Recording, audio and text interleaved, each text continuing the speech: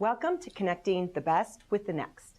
I'm Debbie Anslem, publisher of the Quad City Times and a volunteer with Junior Achievement of the Heartland. We're fortunate here in the Quad Cities to have a strong JA organization that educates our students on financial literacy, work readiness, and entrepreneurship. Today, we're putting a new twist on one of their programs. We've partnered with Junior Achievement, RSM, and Andrea Olson of the Idea Factory to pair area students with some of the best entrepreneurs in the Quad Cities. Take a listen as these experts answer our students' questions about getting started in the business world. We hope you enjoy the series. Well, welcome to Connecting the Best with the Next. We have two great guests today. We've got Calvin Banks, our budding entrepreneur, and Beth Tinsman, our best seasoned entrepreneur here from the Quad Cities. Beth is a returning guest, so thank you so much for coming back. We'd like to kick things off by a little introduction. Calvin, could you give us a little background about you and your schooling and what your interests are? Yeah, so I'm Calvin Banks. I'm a senior at Rock Island High School.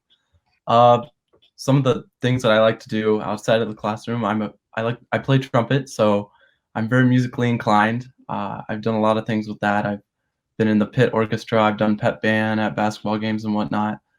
I like to golf. I don't do it for the high school, but I like to do it on my own time. And I mean, I'm very musically inclined. I think that's a big piece of me. That's awesome. That's great to hear. Beth, give us a little bit of your background. So my name is Beth Tinsman. I have worked in technology my entire career.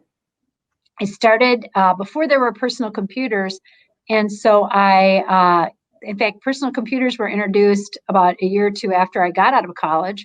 So I was studying computer science and working as an intern at IBM. We were just working directly on mainframe computers at that time. I also was in the pit orchestra, and I have many, many, many fond memories. One in particular of Hello Dolly, which went quite awry at times. And it's interesting that you comment about music, because in computer science, there's a pattern-seeking mind. And that can mean indications are you're good at music, so you can understand where the pattern, so if I hummed a few bars of music, you would almost be able to finish it for me, bum. Also, people that are good mechanically, or good mechanics, good at repairing cars, good at repair, they can see a problem and discern all the way to the end, going A to Z. They can understand predictive relationships. And so we see people in music, people that are teachers, because they like to convey information in a simple way to help people learn. And so that whole pattern-seeking brain is a very strong indicator for being adaptive to how a computer works. Mm-hmm. Oh, I'm interested that you said that. Yeah. It's very true. And, it's also part of being an entrepreneurial mind. You have to connect things together. And, as an entrepreneur, tell us a little bit about, your involvement in the JA and how you see JA impacting youth in the Quad Cities. Gosh, that's a great question, Andrea. I mean, JA is an instrumental program, is an instrumental program in connecting what you're doing in the classroom as you're learning perhaps computational mathematics to what you'd actually really be doing in real life. And it lets you take some of those concepts about making something, let's say in shop class or industrial arts, taking something you can make and then turning it into something that is useful to other people. And this is a place where it's called applied knowledge or even applied science. You're taking what you learn theoretically and then applying it into practical everyday life. And so it's an essential component of linking what you are learning to what you can do and perform. And so I think my kids all benefited greatly from that. And I'm so glad that the program here in the Quad Cities really thrives. Agreed.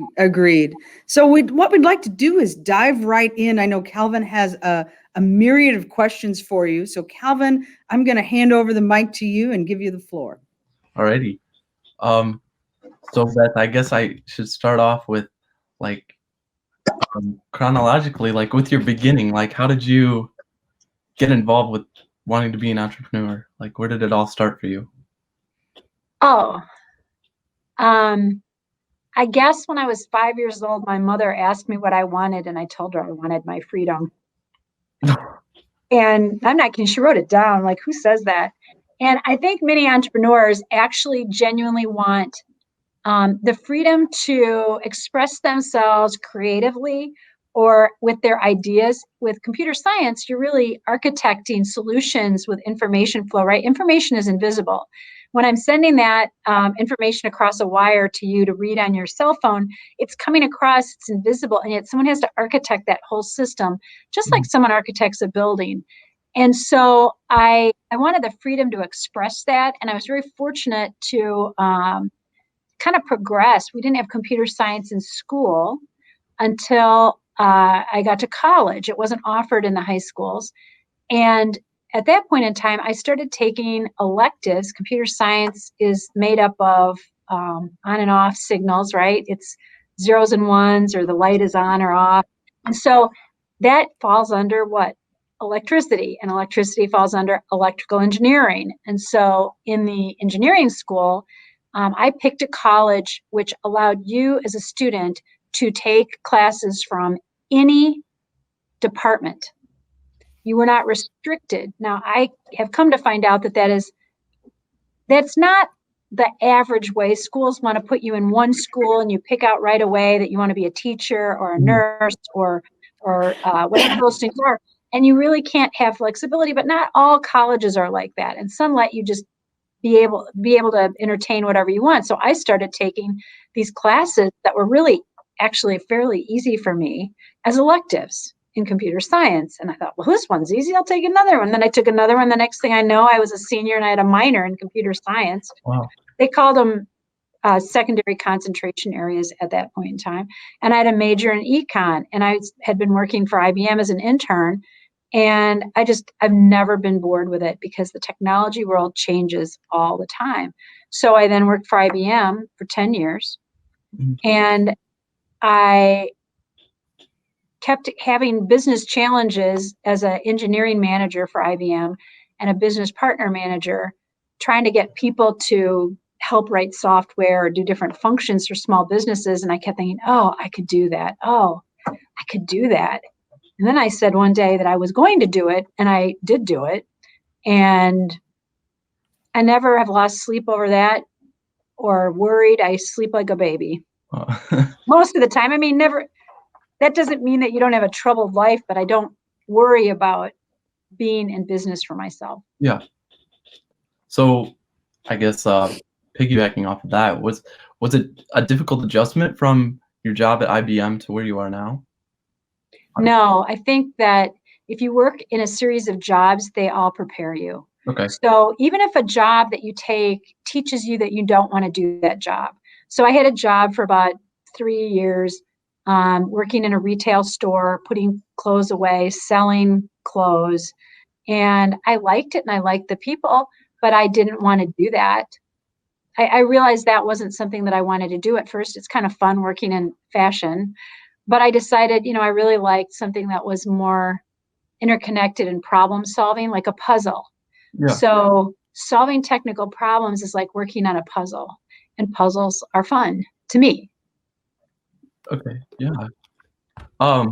So I guess this is a little personal kind of question, but do you think that when I think of business people, I like TV and movies have always focused it on men. Do you think that being a woman sets you apart? I think that there are very few female entrepreneurs that run businesses that are larger. Mm-hmm.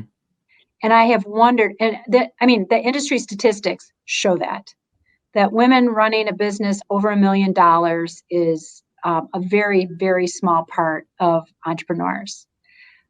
I had a set of circumstances that I have wondered if that helped me. Because I don't know, you have to be tough in business and make tough decisions. And I had a father who was very, very tough. And his feeling was that you need to learn like the worst things that people can do and say to you need to be in the house so you can learn how to handle yourself in real life. So when we get tough customers, I'm actually not intimidated by people screaming in my face and that happens, right? I'm not intimidated by people that are tough because there was nothing that would have scared me more than when I was growing up. I mean, I wasn't like physically abused, but I'm not talking about that. I'm just talking about like being tough on people. Yeah. And, holding them accountable to really high standards. And the other thing is, my grandmother had an 8th grade education. And so my dad was a self-made person. And so, it was kind of like, you've got to use your talent to survive. And I don't know if that is what is encouraged, but when you've got to use your talent to survive, it just becomes a habit. Mm-hmm. And so growing up with somebody that was, they talk about people being like food deprived and so on. When you talk about somebody that has to really like survive on their wits. Yeah. So I think that was a preparation that was pretty hard growing up that made me not afraid. Okay. Yeah. And then encouragement of others. That being said, you can be an encourager. So once you get to so I have 3 children, right? If my husband was not supportive, that would be an additional burden. Yeah. My husband was very encouraging. So I would just tell you that if you are married to someone and they compete with you, that's hard. Yeah. And you're not going to be able to do as much because you're trying to please somebody that's competitive with you. Mm-hmm. If you marry somebody or are partners with somebody that does not compete with you and encourages you when you feel down or when you're making tough decisions, that is a very good support structure to have. Mm-hmm. And that makes a difference. Yeah. I've wondered about the exact same thing you're talking about. So like do you get people who are like-minded to be around you most of the time? Like-minded. No. No. You like being an entrepreneur can be pretty lonely because no one thinks like you think. Mm-hmm. That's funny though that you say that. I guess, yeah. So when you're an entrepreneur, you're seeing the world a lot differently than other people. Mm-hmm. And you're kind of got your foot on the accelerator potentially. And you might be like, why can't we do this? Well, no one does that. And you're like, all the better then, that's a great reason to do it. Mm-hmm. No, they're not doing it for a good reason. What are those reasons? Don't put me in a box. I am not going to be conventional in how I think about solving problems. And I might be conventional about, wearing a jacket and dressing up for this interview. That's conventional, but I'm not conventional in how I use my mind to solve a problem. Okay. And so, no, I'm not always with like-minded people. And it's actually bad to be with people that think just like you because you end up just having all the same blind spots. Sure. Yeah. Okay. So your main business focus is in technology, right? So do you think that, and technology, like you just said, is always innovating. Do you think there's like a roof to that innovation? No. Okay.